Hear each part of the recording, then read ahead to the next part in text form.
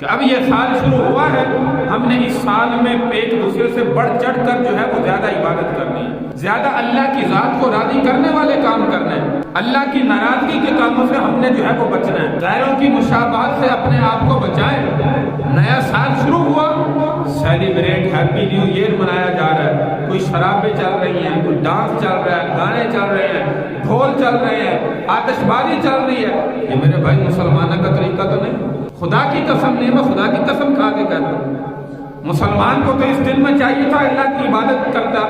अल्लाह के सामने सजदा करता, या अल्लाह जो गुज़श्ता साल गुजर चुका है, जो तेरी इबादत में कमी रह गई, आइंदा मैं कोशिश करूंगा तेरी इबादत करूंगा। जो नमाजों में कमी रह गई, अपने नफ्स का मुहासबा करता,